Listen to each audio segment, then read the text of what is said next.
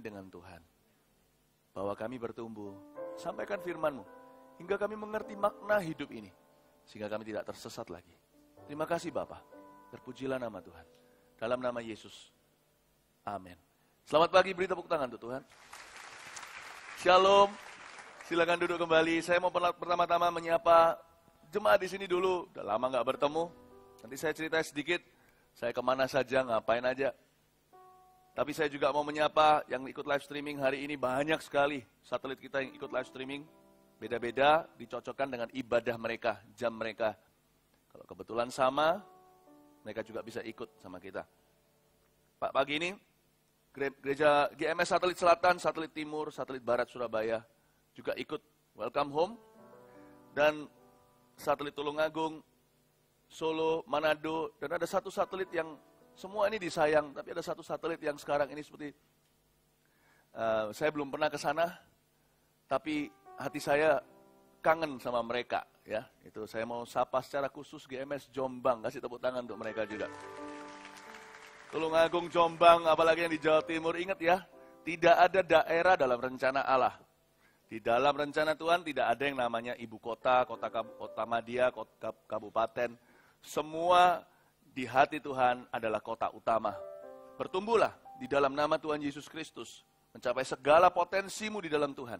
Tuhan itu sungguh-sungguh punya rencana besar atas setiap kehidupan jemaat kita. DNA kita sama. DNA kita adalah kebangunan rohani. Maka setiap kita pasti akan dipakai Tuhan secara luar biasa. Mari kita beri tepuk tangan untuk Tuhan Yesus kalau kita percaya. Haleluya. Oh, haleluya. Kita baru turun dari Gunung Bukit Doa, kita adakan retreat seluruh Gembala Mawar Sharon seluruh Indonesia, 1 tahun sekali. Dan sebelumnya, berapa hari sebelumnya saya baru pulang dari Taiwan. Saya tinggal di Taiwan selama 1 bulan penuh kemarin. Sebenarnya untuk istirahat, ngambil cuti Sabat yang sudah tertunda sejak kali 7 tahun yang lalu. Akhirnya Tuhan mengabulkan doa saya bisa istirahat sebentar. Dan saya menikmati sekali. Selain membawa keluarga saya ke sana, anak-anak saya sekolah bahasa, sekolah budaya. Jadi mereka sekolah selama beberapa minggu, summer school atau sekolah musim panas di sana. Saya betul-betul mengalami sesuatu dengan Tuhan. Indahnya kesederhanaan hidup ini. Saya baru di sana itu semakin menyadari karena dilepaskan sebentar dari kesibukan pelayanan yang sifatnya rutin.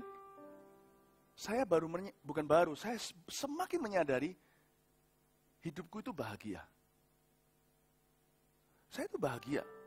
Bukan karena saya punya segalanya. Bukan karena saya tidak punya masalah. Ketika saya memperhatikan kesederhanaan hidup di sana sehari-hari, saya antarkan anak saya sekolah, pulang sekolah saya yang jemput. Meskipun cuma pakai taksi gitu ya, terus menerus melulu. Saya menikmati indahnya kesederhanaan hidup. Bapak, Ibu, Saudara jangan pernah remehkan bisa jemput anak. Pulang pergi. Lalu saya bicara dengan sopir taksi. Di pasar malam, saya ngobrol-ngobrol dengan orang yang bikin es. Ini es yang aneh yang saya temukan di Taipei kemarin adalah lumpia. Kayak lumpianya Semarang itu, tapi dalamnya ada es krimnya. Tapi enak sekali, nggak sangka. Ternyata lumpia campur es krim, mohon dicoba. Ternyata enak sekali. Ngobrol-ngobrol sama tantenya. Dan ngobrol-ngobrol sama yang tempat tinggal kami, di tempatnya reception situ. Ngobrol-ngobrol dengan orangnya. Hanya belajar untuk melihat seorang itu berharga di mata Tuhan. Saya nggak beritahu mereka saya pendeta, saya cuma ngobrol-ngobrol aja. Lihat mereka di matanya, nikmatnya bersosialisasi dengan semua orang. Indahnya kehidupan itu. Tidak boleh remehkan. Bersepeda dengan istri saya, malam-malam membakar kalori. Pergi berapa kilometer, sepeda atau jalan gitu aja. What a simple life. Dan pada saat-saat seperti itu saya menyadari, bahagia atau tidak, itu pilihanmu. Apa yang kau lihat dalam hidup ini? Kalau kita melihat perkara-perkara yang besar, kita hanya menargetkan hal-hal yang terlalu ajaib buat kita akan jadi orang yang stres sekali. Saya nggak berkata kalau kita nyantai, hati kita nyantai, kita malas. Tidak loh ya. Sebagian besar mujizat di zaman Tuhan Yesus terjadi di hari Sabat. Sabat bukan bicara tentang hari Minggu. Sabat bukan bicara tentang kita nganggur, kita nggak berbuat apa-apa. Sabat itu di hati. Kalau kita bisa berhenti, kita bisa berkata cukup, kita bisa berkata bersyukur. Banyak mujizat yang dulu terluputkan. Tiba-tiba kita menghargainya dan menjadi sesuatu. Lalu ketika saya suatu hari berjalan lewat reception yang biasa itu, orang itu berkata, lalu ngasih saya tanda begini. Saya bilang, loh kenapa? Saya bukan pastor Katolik, ya kan? Dia tahu nggak tahu gimana, dia mulai mencurigai saya ini mungkin adalah pendeta. Mungkin dia nggak merasakan kasih, ya kan? Lalu ngobrol-ngobrol dia berkata, Tuhan itu cinta jiwa-jiwa, dia bilang gitu. Seperti ngasih saya semacam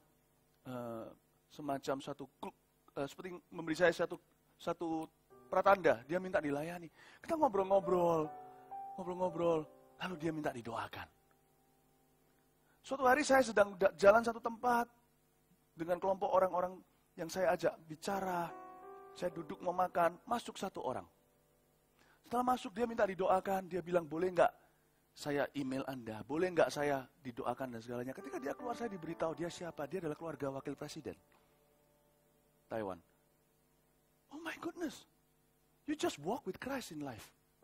Cuma jalan dengan Kristus dalam hidup ini. Tuhan itu melakukan mujizat pada hari Sabat. Hidup orang diubahkan. Ketika kita lagi berkumpul dengan beberapa orang-orang Indonesia, saya fellowship dengan mereka, Roh Kudus bicara sama saya, di sini ada orang yang tulangnya bengkok, tulangnya bengkok begitu, tulang punggungnya. Tanyain, siapa di antara mereka? Saya beritahu siapa yang tulangnya bengkok di sini. Saya.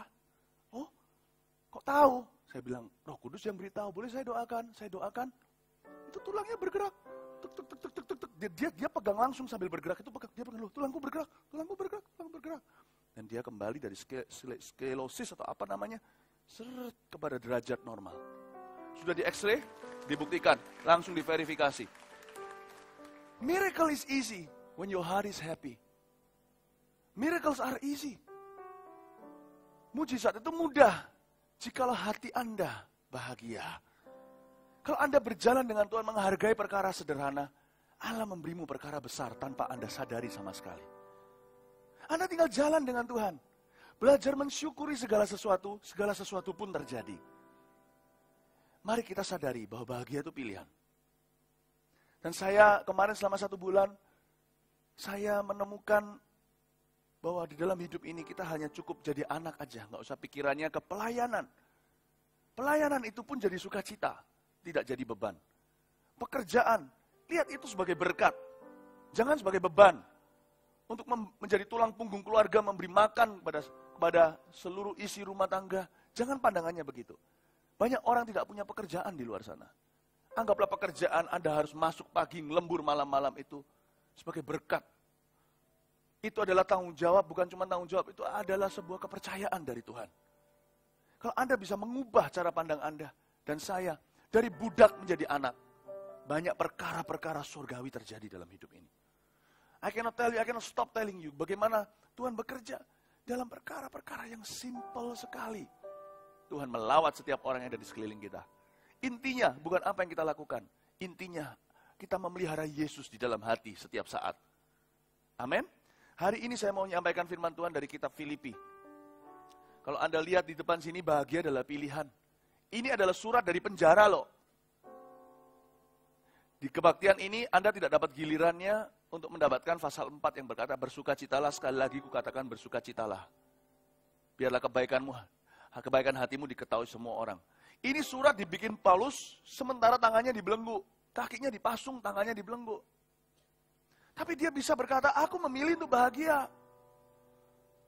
Coba bayangin. Segala sesuatu itu ada maknanya dalam hidup ini. Lalu kita sekarang kan lihat, bahagia adalah pilihan. Kita lihat Filipi pasal yang pertama. Salam dari penjara. Ini luar biasa. Ini Paulus menulis ini bukan mendapatkan pemandangan gunung maupun pantai. Dia menulis surat ini dengan 4 tembok di sekelilingnya yang berlumut semua dengan tikus yang merayap di kakinya. Dia menulis surat ini Dia menulis surat ini dengan udara yang sangat bau, kotor, tidak ada cahaya. Kemungkinan Paulus diletakkan di tempat yang paling-paling bawah di dalam penjara.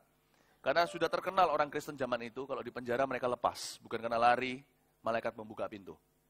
Sudah ada kejadian sebelumnya, si Petrus, jadi kali ini tidak boleh terulang, Paulus harus dipenjara dengan baik-baik. Jadi dia menulis ini, tanpa view. Kalau Anda pergi ke hotel, kalau ada pemandangannya gunung, pemandangannya laut, kamar lebih mahal dijual. Betul ya? Saya suatu hari dapat suatu tempat kamar hotel, dia bilang, kasih murah-murah segalanya, masuk. Ya makanya murah, pandangannya lapangan parkir. Atau sumpek sekali dibuka jendela, itu tembok gedung sebelah. Aduh, rasanya pemandangan itu nggak perlu tergantung dengan di dunia. Jikalau hatimu memilih bahagia, pemandanganmu selalu indah. Apapun yang kau hadapi, termasuk ujian pencobaan, akan indah di matamu dan mataku. Pemandangan itu jangan ditentukan oleh yang di luar sana. Pemandangan hidup kita harus ditentukan dengan keadaan kondisi hati kita. Dan hati kita harus ditentukan dengan iman. Bahagia adalah pilihan. Amin. Sekarang apa yang saya sampaikan hari ini akan sangat berguna juga buat mereka yang resah after pasca pemilu ini. You have to choose to be happy, my friend. Dengerin semua orang, Anda akan jadi orang yang paling ketakutan di seluruh dunia. Saya tidak peduli dalam hidup ini, saya kejar perkara sederhana. Urusan presiden. Urusanku adalah sehari-hari. Mari kita lihat ayat pertama. Dari Paulus dan Timotius, hamba-hamba Kristus Yesus, kepada semua orang kudus dalam Kristus Yesus di Filipi, dengan para penilik jemaat dan diaken. Ayat pertama, saya jelaskan dulu. Tantangan bahagia adalah pilihan tidak hanya bagi diaken dan penatua jemaat, tapi juga kepada semua orang kudus. Kita semua berada di halaman yang sama. Jangan pernah berkata jadi pendeta enak ya. Lebih kuat imannya, tapi lebih besar pencobaannya. Semakin tinggi sebuah pohon, semakin besar hembusan anginnya di atas sana. Jangan kita pernah membandingkan. Langkah pertama sebelum kita bisa memilih untuk bahagia adalah stop, berhenti membanding-bandingkan dengan orang lain. Kita semua mengalami pencobaan yang sama dalam hidup ini. Kalau satu menang, yang lain juga bisa. Yang satu tenang, yang lain juga bisa tenang. Di sini surat ini ditulis dari Paulus dan Timotius, hamba-hamba Kristus Yesus. Mereka menyebut dirinya sendiri hamba karena mereka taat pada Allah. Dan Allah mengajarkan pada kita lewat surat mereka, bahwa kita harus bersuka cita, itu perintah, itu bukan pilihan. Bersuka citalah, sekali lagi kukatakan bersuka citalah, itu perintah. Gak cuma pada orang kudus, pada para diaken juga. Jadi ternyata kalau kita khotbah, gak boleh khotbah hanya kepada satu arah. Saya kalau khotbah, saya khotbah kepada diri saya sendiri. Sebelum saya menyampaikan khotbah ini, saya sudah dikhotbahi dulu sama Roh Kudus. Sebenarnya sejujurnya, kita Filipi ini adalah pengajaran hari ini keluar dari saat teduh saya selama 1 bulan di Taiwan. Anda tidak dapat sesuatu teori dari saya, Anda dapat sesuatu yang saya sendiri dikhotbahi dari Roh Kudus. Semoga pengajaran ini ada kuasanya karena lahir dari kehidupan. Saya sebagai diaken, saya sebagai penatua, penilik jemaat, saya pun dikhotbahi bahwa bahagia adalah pilihan. Let's together choose. Mari kita sama-sama semua jemaat, pemimpin, penilik, diaken. Mari kita memilih di zaman edan ini untuk bahagia. Apa saya bisa bahagia kok Philip kalau masih muda? Saya sudah sacap, saya bukan before 30, saya sudah after 30. Saya sudah before 40, belum ada jodoh nih, belum ada yang melirik. Choose to be happy, jangan nanti. Pilihan bahagia itu hari ini, bukan besok. Besok kalau, if, hapuskan if. Kalau mau bahagia, hapuskan dulu jikalau. Atau apabila. Bahagia itu adalah pilihan. Aku memilih untuk bahagia di dalam Tuhan. Bergembiralah karena Tuhan, maka Tuhan akan memberikan apa yang diinginkan hatimu. Ayat 2, saya jelaskan, ini alasan kita bahagia. Kasih karunia dan damai sejahtera dari Allah Bapa kita dan dari Tuhan Yesus Kristus menyertai kamu. Luar biasa ayat 2 ini. Modal kita orang Kristen untuk bahagia itu gede sekali. Jadi kalau kita jadi orang Kristen tapi stres, itu menghina tata Allah. Menghina tata Allah. Bapak, Ibu, Saudara, saya jelaskan. Kita itu sudah dapat kasih karunia dan damai sejahtera. Itu melebihi hidup ini. Kasih setiamu lebih dari hidup. Kasih setiamu lebih dari hidup. maka lidahku memuji Engkau. Kasih setiamu lebih dari hidup. Kasih karunia damai sejahtera digabung jadi satu, itulah kasih setia. Thy loving kindness, it's better than life. Thy loving kindness is better than life. My lips shall praise thee, and thus will I bless thee. Thy loving kindness is better than life. Orang Kristen itu paling bahagia, mati masuk surga. Hidup hanya sementara. Nggak bisa alasan untuk kita murung lagi. Saya nggak berkata bahagia itu berarti happy ya. Ngalami pencobaan, ditinggal meninggal dunia oleh kekasih, kita bisa senyum-senyum melulu. Enggak. Bahagia itu pilihan hati. Saya nggak bicara tentang gembiranya duniawi. Kita bisa berduka tapi bisa tetap bahagia. Bahagia itu perspektif, cara kita memandang kehidupan ini dan segala sesuatu yang terjadi. Dan memandang dari kacamata Kristus di hati. Contohnya, saya sekarang belum kaya raya. Saya belum punya yang saya damba-dambakan. Rumah saja masih ngontrak. Tapi bisakah Anda bahagia di rumah kontrakan itu? Bahagia mengajarkan pada orang Kristen untuk berkata cukup. Berikan pada aku hari ini makananku secukupnya, itu bukan berarti besok gak bekerja. Orang yang berkata cukuplah, lalu besok gak bekerja. Dia quit, keluar dari pekerjaannya. Dia berharap belas kasihan orang lain adalah orang bodoh sekali. Kita harus bekerja, kita harus banting tulang, kita harus kejar mimpi kita, raih cita-cita kita. Tapi setiap hari ada sehari punya kesusahan. Berikan kepadaku makananku hari ini secukupnya. Artinya ada waktunya kita berhenti dan berkata, aku pulang kerja, sekarang waktunya ku nikmati sedikit yang kupunya. Dengan orang-orang yang kucinta, itu perspektif, itu pilihan. Bukan pulang ke rumah, marahin keluarganya karena stres di kerjaan belum sukses besar. Bapak Ibu, dan waktu besok juga kembali ke kerjaan, kita perspektifnya berubah. Aku gak kesusu, gak tergesa-gesa, ingin mencapai apa seperti dikejar hantu saja. No, aku akan nikmati, pagi ini aku bekerja, di bawah bos yang sama, pekerjaan sama, aku akan nikmati itu. Sehari demi sehari, aku tahu ada celah-celah di mana aku bisa jadi berkat, dan Tuhan mau memberkati hidupku. Perspektif, Bapak Ibu. Perspektif. Kita itu punya kasih karunia dan damai sejahtera. Langsung gak tanggung-tanggung, padahal Allah Tritunggal itu sama, atau satu. Tapi Paulus mengkuadratkan segalanya. Berkatnya pun dua, kasih karunia dan damai sejahtera. Sumbernya pun dijadiin dua, dari Allah Bapa dan dari Tuhan Yesus. Hayo loh. Kurang apa?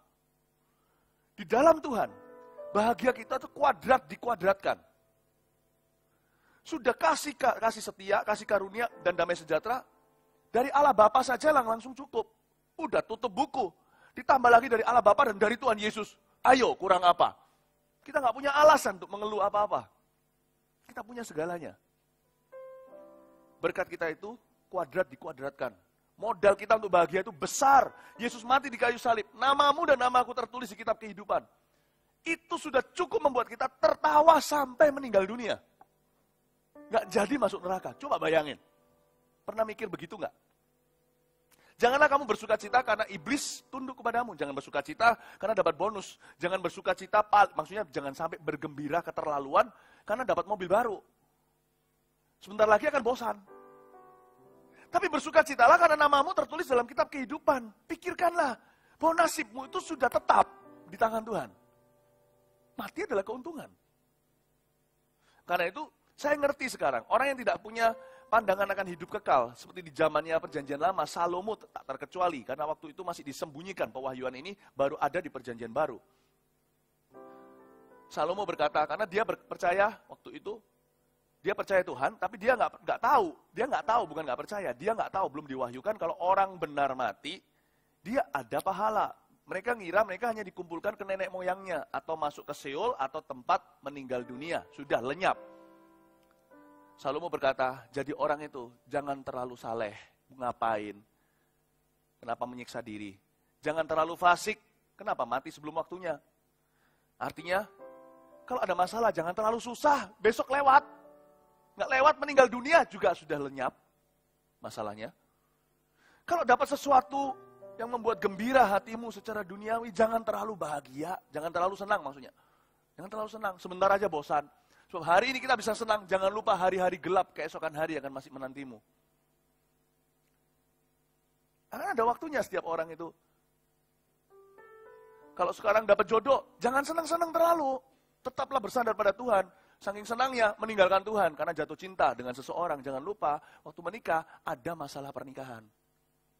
Seharusnya begitu ya. Orang yang saking senangnya, aku dapat pacar. Jangan lupa nanti suatu hari gegeran. Pada waktu gegeran, aku gegeran. Jangan lupa suatu hari akan pacaran. Akan ada honeymoon berikutnya yang Tuhan berikan kepadamu. Jangan terlalu susah, jangan terlalu senang. Bahagia saja. Segala sesuatu bersyukur. Amin. Anda bisa nangkep ini. Ini keluar dari renungan. Oh, saya senang sekali pagi-pagi. Saya diam. Saya dengarkan suara Tuhan. Tuhan ajari saya tentang life. I love it. About life. Ini yang membuat kita orang-orang muda tiba-tiba kita menjadi berhikmat seperti orang umur 70 tahun. Tuhan memberi kita insight. He's giving us depth. Kedalaman. Air yang tenang, rumput yang hijau. Pewahyuan segar. Pengenalan yang dalam. Cara pandang yang berbeda. I love Jesus. I love this life. I love life. Saya nggak pernah pikiran gini loh, ini habis pemilu nanti kita harus lari atau gimana atau apa. Atau nanti gimana ya kalau kacau segalanya. What do you see? Just love life. Let God defend life. You just love life. Nggak usah khawatir. Modal kita untuk bahagia itu terlalu besar untuk kita itu bisa punya waktu untuk khawatir. Jadi kalau kita dihinggapi roh khawatir, beritahu, roh khawatir, kayaknya gue nggak punya waktu loh sama lu. Gak punya waktu, terlalu besar modalnya.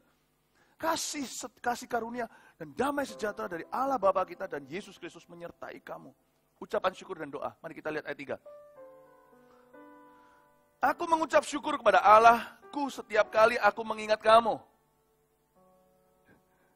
Dan setiap kali aku berdoa untuk kamu semua, aku selalu berdoa dengan sukacita. Ayat 34 ini digabung bagus sekali.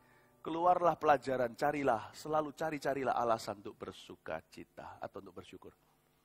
Paulus berkata, aku mengucap syukur sama Allah setiap kali aku ingat kamu. Padahal loh ya, jemaat Filipi itu gak sempurna. Kayak jemaat Korintus gitu loh. Kalau kita pikir-pikiri banyak keluhan. Segala sesuatu kalau Anda pandang, selalu ada plus minusnya.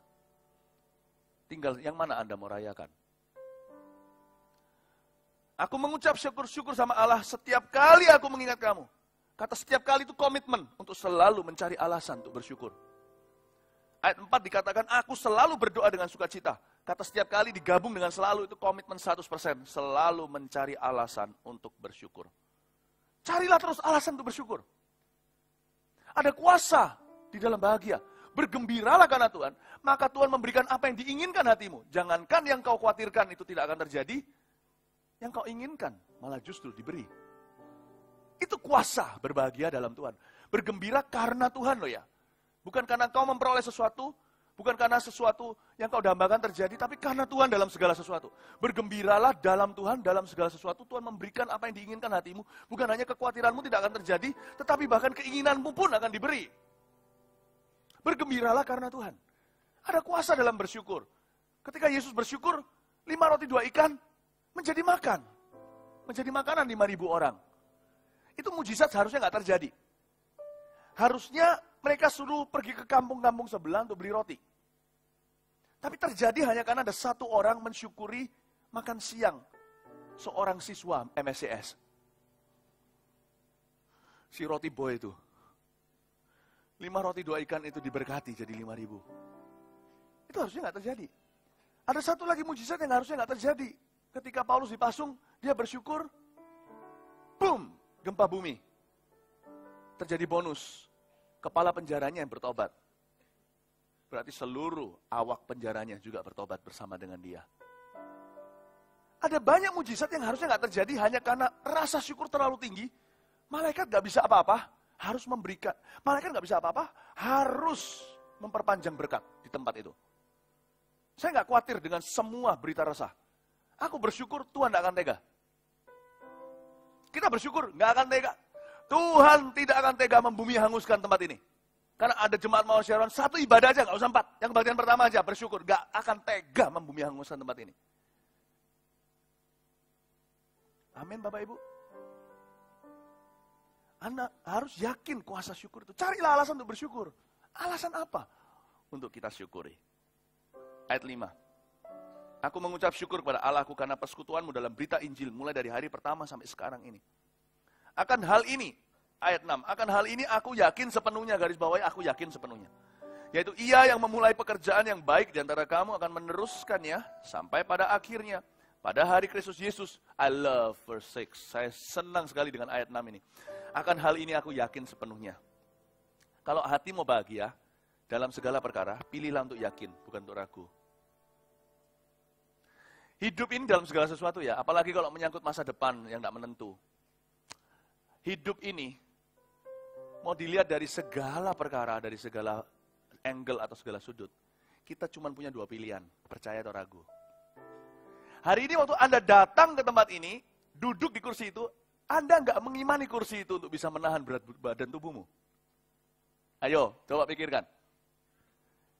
Coba bayangin, siapa tahu kursi tempat Anda duduk itu nggak kuat mengangkat tubuhmu. Saya tidak berkata tubuh Anda berat loh ya, enggak. Kok nggak diimani datang tadi? Kok nggak semua didoakan supaya waktu masuk ke pintu, atap tidak menjatuh di atas kepalamu? Bahkan apa yang kau imani di hidup ini pilih-pilih. Jangan semua diimani. Orang yang mengimani segala sesuatu, itu adalah orang yang hidup dalam ketakutan. Dan biasanya kalau ketakutan muncul, iman Anda pun dipaksakan. Jadi pilih-pilih apa yang kau imani. Kalau engkau pilih untuk yakin dalam segala sesuatu, duduk di kursi pun Anda tidak berdoa dulu. Coba saya ajak masuk ke dalam pewahyuan tentang ini. Semoga Anda bisa memahami cara pandang Allah.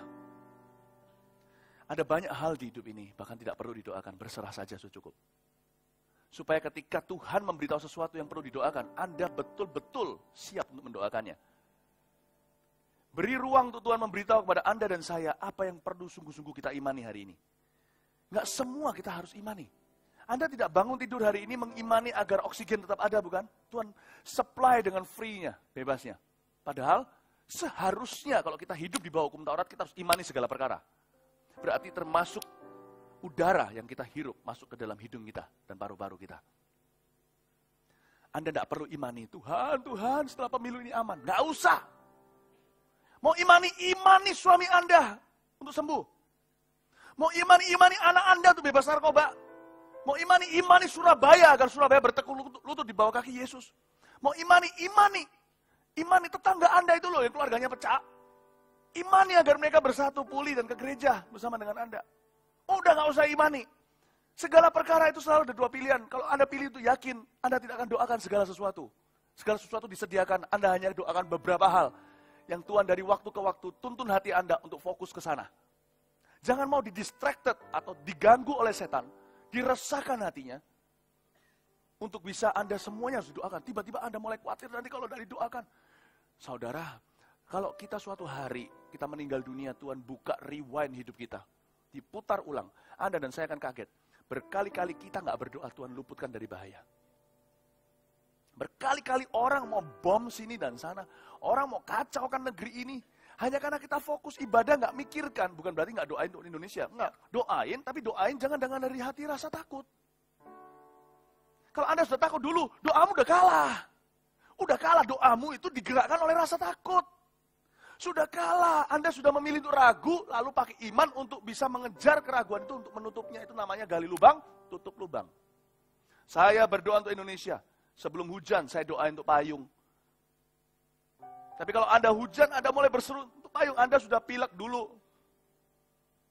Saya justru kalau panik, saya nggak doain untuk hal itu. Saya doa agar hatiku siap untuk peka dengan Allah, apa yang Allah mau lakukan dalam setiap musim hidup saya. Saya tidak mau doa saya ditentukan oleh apa kata iblis. Doaku harus ditentukan oleh apa kata firman Allah. Ada angin, ada hujan, gak ada hujan, ada gempa, gak ada gempa. Tuhan suruh saya doakan sesuatu, saya akan doakan. Dan biasanya orang kalau berdoa di level begitu, selalu 1-2 langkah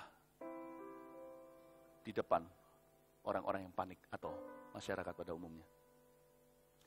Kalau kita berdoa dengan cara seperti itu, kalau kita bahagia kenapa Tuhan memberikan apa yang diinginkan hati kita, karena kita biasanya 2 langkah lebih cepat dari orang lain. Ketika orang lain jual, kita beli. Ketika orang lain beli, kita jual. Tapi orang yang panik kan selalu ikut. Ketika jual, semua jual. Ketika beli, semua beli. Dan dia akhirnya ujungnya, dia juga nggak dapat apa-apa. Tuhan suruh kita bahagia dulu. Karena orang yang bahagia dan tenang, bisa peka 2 langkah lebih depan. Makanya itu tidak populer. Ketika semua orang doa untuk keselamatan jiwanya, kita doa untuk keselamatan jiwa orang lain. Ketika semua orang sudah selamat jiwanya, kita sudah berada di depan dalam kebangunan rohani. Ketika orang semua berdoa untuk bertahan, aku bertahan untuk hidup. Kita berdoa untuk menyerang. Dan ketika semua orang sudah aman, kita sudah berada di depan, memimpin semua orang. Bapak Ibu Saudara, saya ajarkan kita kedewasaan iman. Di sini dikatakan akan hal ini aku sepenuhnya yakin. Yaitu ia memulai pekerjaan yang baik di antara kamu, dia akan meneruskannya sampai pada akhirnya, pada hari Kristus Yesus. Aku Paulus, dia berkata, memilih dalam segala perkara untuk yakin dan bukan untuk ragu. Supaya aku bisa berdoa sesuai dengan kehendak Allah. Amin Bapak Ibu Saudara. Amin. Oh, kita harus doakan Indonesia ya. Nanti tanggal 22 Juli ini, hasil KPU betul? Saya sih nggak mau ikut-ikutan. Waktu saya berada di Taiwan, saya pulang juga selain untuk bisa keburu untuk pemilu, dan juga untuk bisa tetap bertemu dengan Anda, untuk melayani Anda, membagikan apa yang terakhir Tuhan taruh di dalam hati saya, yang paling fresh from the oven, yang paling segar, pewahyuan itu saya mau bagikan sebelum kadaluarsa. Tapi ketika saya dengar, saya lihat, tak terkecuali gereja-gereja, pendeta-pendeta ikut berpolitik praktis. Semua orang pasang PP, jari 1, jari 2. Tak terkecuali pendeta, saya sedih hatinya. Apalagi nama Tuhan dibawa-bawa. Meskipun mungkin yang diagung-agungkan itu pilihan saya juga. Tapi jangan lupa dalam sebuah gereja, di sini pasti ada yang pilih Prabowo, ada yang pilih Jokowi, juga ada yang pilih Prabowo loh. Saya nggak mau pasca pemilu ada orang yang merasa dia tidak berani menegakkan kepala di dalam gereja. Karena pendetanya berkata,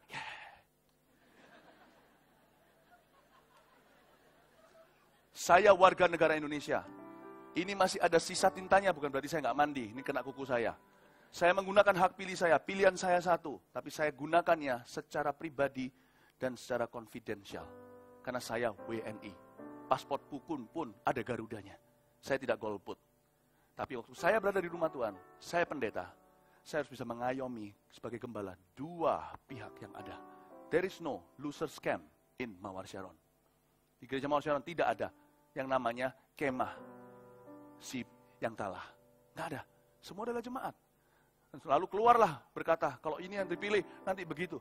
Tujuan kita bukan memenangkan presiden. Setelah presiden jadi, 5 tahun berikutnya dia bisa berubah dari yang jelek jadi baik, dari yang baik jadi jahat. Bisa.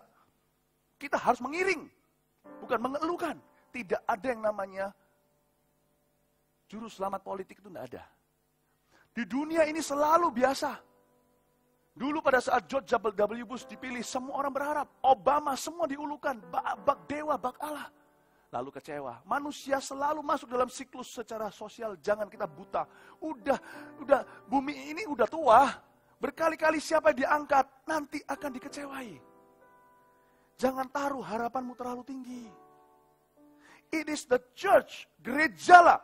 Kemantapan, ketenangan kita, kedewasaan dari jemaat, dari pendeta sampai jemaatnya, yang akan mengiring sebuah bangsa untuk semakin sehat, semakin sehat. Siapapun presidennya, RI tetap ada di tangan Tuhan, selama gereja bisa bijaksana, tidak satu maupun 2. Amin Bapak Ibu Saudara. Dan setelah ini terus gimana, ada kata-kata nanti resah, begini begitu. Aduh. Dari dulu Pancasila itu mau digoncang. Dari dulu. Cuman dulu kita nggak menyadarinya. Kita hihihaha karena kita bahagia. Nggak ada suatu isu-isu. Saya nggak mau doa karena saya lihat televisi. Saya doa untuk Indonesia pada waktu semua orang lagi makan, minum, kawin, mengawinkan. Saya doa untuk Indonesia. Tapi sekarang ketika perang, ini Metro TV, TV One dan sebagainya. Lalu semua orang tiba-tiba berdoa untuk amankan Indonesia. Agak telat saudara. Anda punya doa dihembusi dengan televisi dan berita. Itu salah. Loh, doalah. Tapi jangan karena Anda terpengaruh media. Jangan begitu. Sebab dari dulu kalau mau hancur, mau rusuh, itu dari dulu.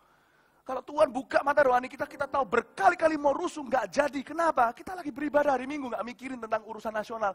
Kita lagi berdoa, Tuhan aku mengasihimu, aku cinta padamu. Ku berdiam dekat Bapa. Nggak doa nih, nggak doa untuk urusan nasional.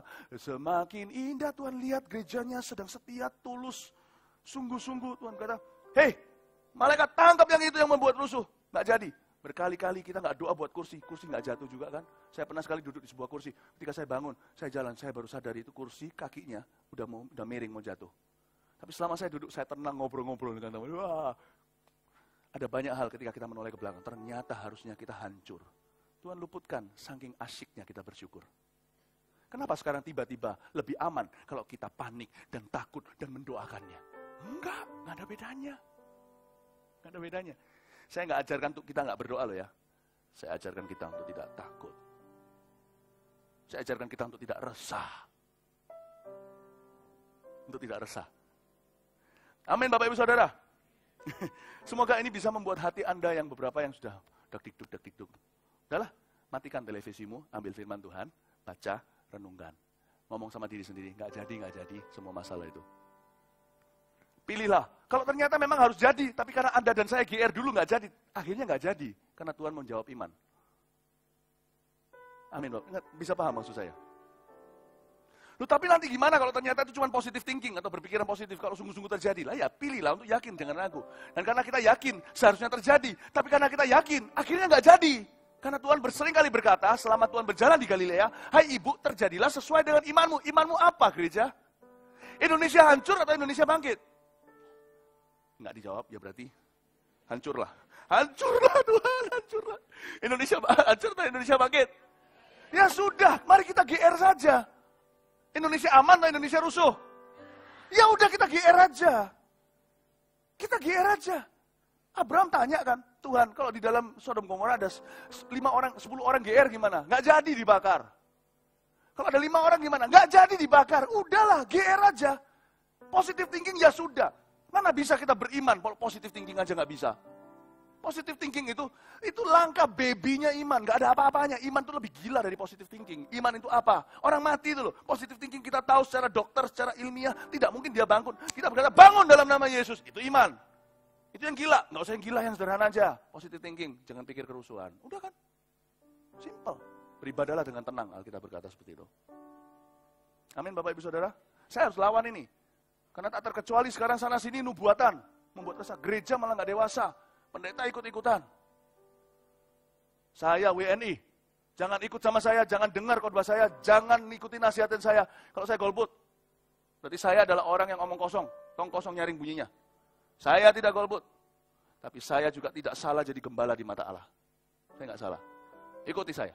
Karena saya mengikut Kristus. Udah jangan dengerin yang rasa-rasa di luar sana. Yang ikut-ikutan sana sini. Ya mungkin suatu hari kalau saya ketemu mereka, saya akan ajari mereka. Tapi di sini Anda belajar dari gembalamu. Amin Bapak Ibu. Udah besok buka toko, tenang saja. Terima kasih Tuhan untuk kasih setiamu. Gitu aja bukan. Nanti ada apa terjadi? Nggak usah. Yang ku alami dalam hidupku, terima kasih Yesus. Bentar lagi lebaran. Bentar lagi mau tutup toko, cepetan cari uang. Kasih tepuk tangan untuk Tuhan Yesus, come on. Ya. Apa yang Anda mau rencanakan? Liburan, Anda mau rencanakan untuk sekolah anak, untuk ini itu, lanjutkan. Jangan ada gangguan. Continue. Lanjutkan. Amin. Oh, haleluya. Baru ayat 6 nih. Berapa ayat ini totalnya? 30. Good luck. Tapi Anda menikmati ini? Nah, saya nggak usah bertindak seolah-olah mau khotbah ya. Saya ngobrol sama Anda aja ya. Anggaplah ini kopi pagi gitu ya, ngobrol-ngobrol, santai aja. Tapi Anda dikuatkan loh ini pulang. 1001 sejahtera. Tak balikin, tak kembaliin yang dicuri iblis, tak kembaliin. Tanpa sejahtera, tak ada berkat. Tanpa bahagia, tak diberikan keinginan hatimu. Memang sudah sepatutnya aku berpikir demikian akan kamu. Semua, sebab kamu ada di dalam hatiku. Oleh karena kamu semua turut mendapat bagian dalam kasih karunia yang diberikan kepadaku. Paulus itu bagus sekali, dia itu seorang gembala. Kalian dapat kasih karuniaku. Tuhan bicara gini sama aku bagikan, terimalah juga pahala yang sama dengan yang diberikan untukku.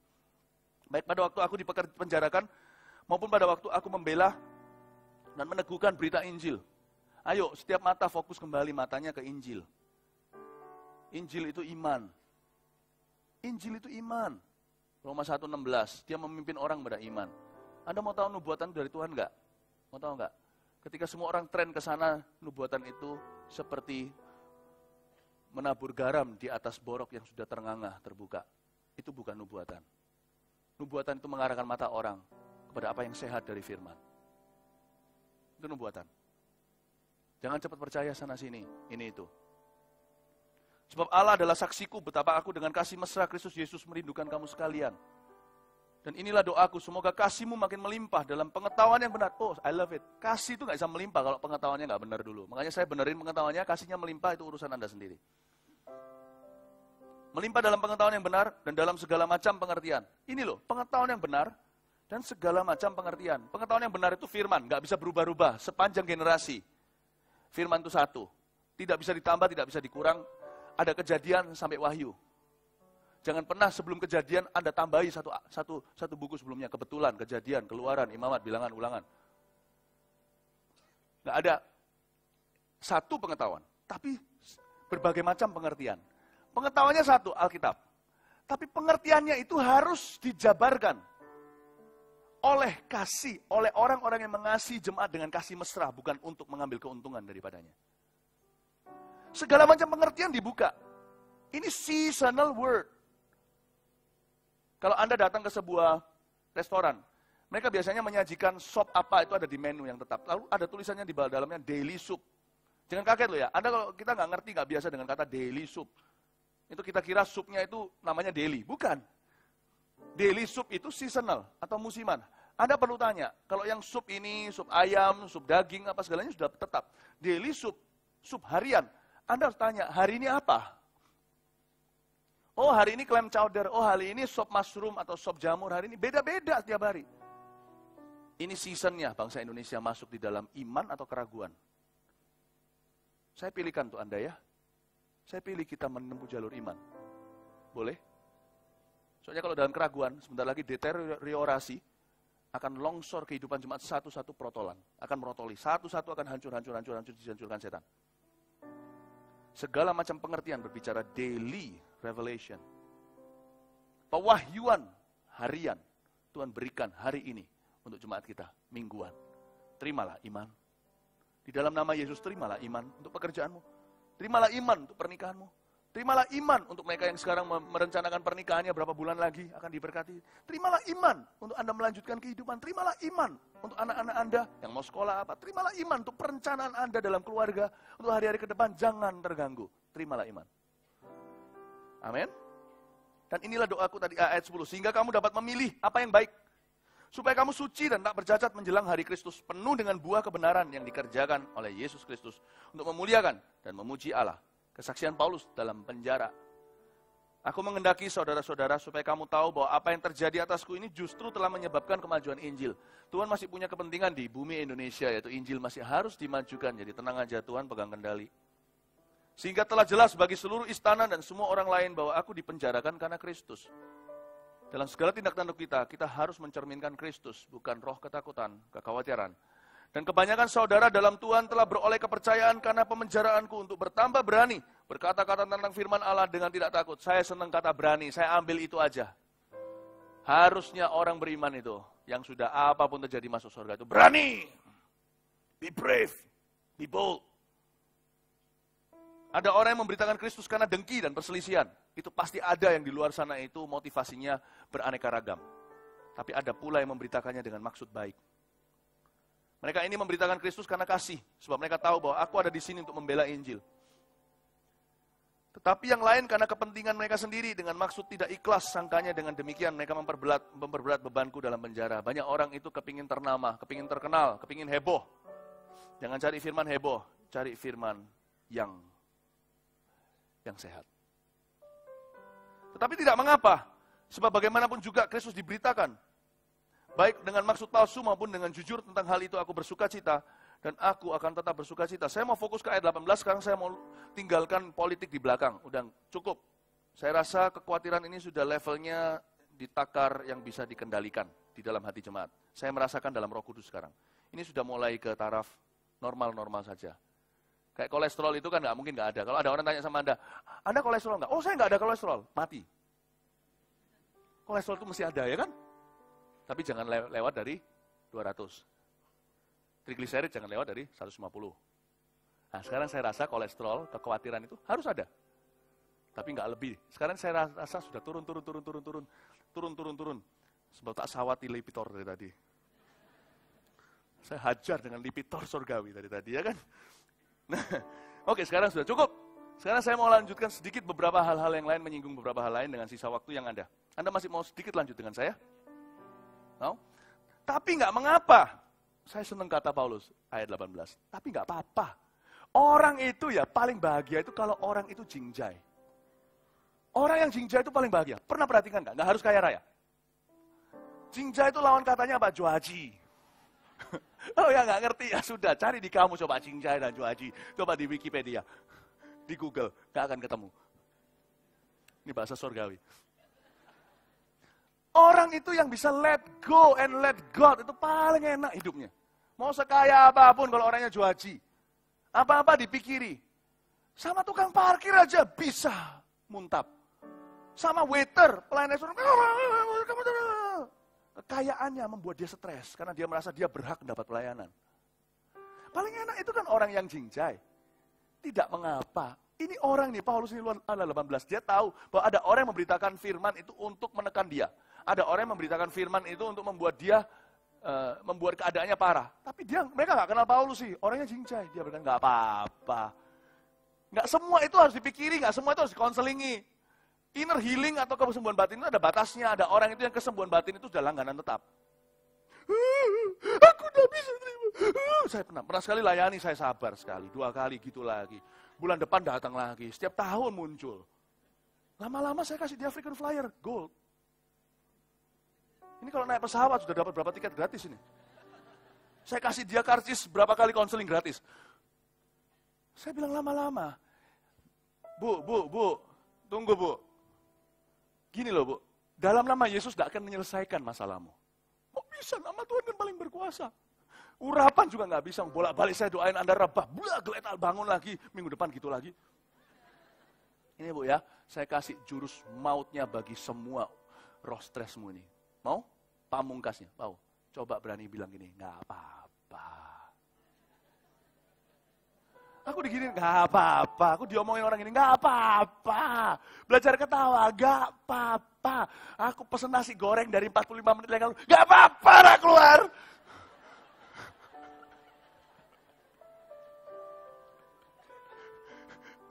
Ya jangan nggak apa-apa di mulut, nggak apa-apa, apa-apa di hati. Nggak apa-apa, bener nggak apa-apa. Panjang umur. Nggak akan botak-botak Anda, sungguh. Belajar kayak Paulus, nggak apa-apa. Rapopo gitu kan ya. Kemarin waktu di retreat ada satu kelompok, kan setiap regional ada yang kalah melulu ya kan. Game kalah, award juga nggak dapat. Mereka membuat yel-yel dari belakang. Kalah yo Ben. Dan di belakang semua itu, semuanya orang-orang yang seger-seger, semuanya tidak kelihatan tanda stres. Orang-orang yang tidak akan rontok rambutnya, turun berat badannya. Rapopo kalah yo Ben. Saya bilang kalah yo Ben, kasihan yang dari regional Jakarta. Apa itu maksudnya? Yo Ben. Gak apa-apa, gak usah dipikiri. Coba ngomong kanan kirinya, gak apa-apa. Udahlah, setiap pagi bangun tidur, hirup udara segar, lihat matahari. Gak apa-apa. Mau tidur gak apa-apa. Kalah yo Ben ya kan? Oh, bahasa Ibrani gak apa-apa. Rapopo. Tepuk tangan untuk Tuhan Yesus, haleluya. Pilih to let go and let God. Saya senang sekali kata-kata terakhir dari ayat 18. Dan aku akan tetap bersuka cita. I choose to rejoice. Aku pilih untuk bahagia. Pilihlah untuk, tidak apa-apa itu juga ada praktisnya. Gini loh, pilihlah untuk mengampuni dan melepaskan. Kamu salah aku kan? Ya sudah, tidak apa-apa. Guys, tidak apa-apa. Aku ampuni kamu. Ya sudahlah, aku anggap khilaf ya. Kalau Anda ditilep uangnya, diambil uangnya oleh orang, ya usahakan. Jangan nggak apa-apa, lain kali diambil lagi. Tapi kalau Anda sudah usaha 110%, nggak kembali. Udahlah, jangan mikir ke sana dulu. Jangan-jangan nanti dia ambil uangmu, boleh. Jangan izinkan dia hancurkan karirmu. menoleh ke belakang setelah Anda coba nggak bisa, berdoa, Anda berusaha, belum dapat, jangan tambah kecewa sama Tuhan, mempengaruhi keselamatan. Sudah, tinggalkan itu. Kalau kerja, fokus kerja. Ketika bekerja, berdoa sama Tuhan, Tuhan aku percaya Engkau akan kembalikan dari sini. Sambil sana diusahakan. Tapi kalau terus dikejar, dia nggak balikin utang. Tapi lama-lama setelah 1 tahun, Anda dikembalikan berkali ganda dari sini. Karir Anda menanjak. Anda jangan rasa eman. 100 juta di tangannya dia. Itu rasa, harusnya itu punya aku. Ya memang. Tapi jangan biarkan itu sampai hancurkan karirmu dan dimulai dengan hatimu dan hubunganmu dengan Tuhan dan hubunganmu dengan Tuhan khususnya. Dan Anda di sini kerja, tetaplah beradventure, berpetualangan dengan Tuhan di sini sampai Tuhan berkati. Suatu hari, kalau itu belum kembali, jangan tanya sama Tuhan kenapa doaku belum dijawab. Kadang-kadang jawaban doa adalah kekuatan hati. Anda bisa ngomong sama orang itu, nggak apa-apa sudah, aku udah nggak butuh 100 juta itu. Hidupku kembali kok tersusun rapi. Nggak apa-apa. Bisa kembali, bisa juga Tuhan kembalikan lewat cara lain nanti. Ngerti ya Bapak Ibu Saudara, Bapak Ibu? Nggak apa-apa. Jangan sampai gara-gara diambil 100 juta, ditipu 100 juta, Anda akan keluar 200 juta. Kok bisa? Kemoterapi. Dipendem kanker. Rugi toh. Dibohongin 100 juta. Tapi akhirnya Anda keluar lebih dari itu. Pernikahan Anda penuh dengan stres. Anak-anak bertumbuh dewasa yang harusnya 100 juta untuk beli kembali kebahagiaannya. Itu sepatutnya Anda izinkan kehidupan anak Anda porak-poranda karena apa-apanya stres melulu tiap hari marah-marah. Sayang kan? Akhirnya ujungnya 100 juta itu tidak ada apa-apanya dibanding kerugian lebih besar. Mending rugi sebentar. Mungkin mending rugi sebentar daripada kita merugi total. Kadang-kadang kalau kita bisa untung lebih banyak, kenapa tidak? Ayo, coba. Kalau saya jual pangsit mie, kalau saya bisa jual pangsit mie 1 mangkok 1 miliar, ya saya jual 1 miliar. Tapi siapa yang mau beli ya kan? Mau, kalau mau saya buatin. Tapi kan harus sepantasnya. Tapi kalau di dalam bisnis, kalau Anda bisa untung lebih, ya harus untung lebih. Lebih banyak. Tapi jangan sampai terlalu banyak, sampai orang-orang nek-nek gak mau kembali ke sana. Ya kan? Tapi ada waktunya, ukurannya bukan lagi untung atau lebih untung. Ada waktunya, takarannya adalah mana yang rugi, mana yang lebih rugi. Kalau di dalam dunia tidak ada untung, Anda sudah merugi, pilihlah yang rugi, bukan yang lebih rugi. Supaya nanti Anda bisa untung kembali. Saya ulang. Orang itu harus menaruh, orang untuk bahagia itu nggak boleh muluk. Dia harus bisa lihat situasi dengan perspektif Tuhan Yesus ketika dia tahu dia dalam dunia untung. Dia mau untung lebih, jangan serakah. Anda tidak punya uang, Anda mau semua proyeknya, tidak punya cash flow, justru bulat semuanya karena hutang, padahal proyeknya jalan, tapi akhirnya karena gara-gara cash flow Anda bangkrut. Bisa terjadi begitu. Jangan serakah. Tetapi kalau ini juga bukan lagi dunianya untung-menguntung, Anda dalam dunia merugi, hancur-hancuran, Anda ditipu, pilihlah yang rugi, jangan yang lebih rugi. Karena Anda lebih dekat kepada untung setelah itu. Itulah hikmat Allah. Tidak apa-apa, kata Paulus. Aku memilih untuk sukacita. Toh semua ini bisa kupakai kembali untuk memajukan visi misiku. Orang kayak Paulus gini, saya angkat topi. Saya kagum. Inilah yang disebut bahagia adalah pilihan. Orang ini punya komitmen jelas bahwa aku memilih bahagia dalam hidup ini. Sebab mati, kita nggak baca tadi ayatnya, adalah keuntungan. Hidup adalah Kristus, maka mati adalah keuntungan. Anda diberkati Tuhan hari ini? Beri tepuk tangan untuk Tuhan Yesus. Haleluya. Terima kasih Tuhan untuk kasih setiamu yang ku alami dalam hidupku. Terima kasih Yesus untuk kebaikanmu sepanjang hidupku. Mari kita sama-sama bangkit berdiri. Terima kasih Tuhan. Terima kasih Tuhan untuk kasih setiamu yang ku alami dalam hidupku. Terima kasih Yesus untuk kebaikanmu sepanjang hidupku.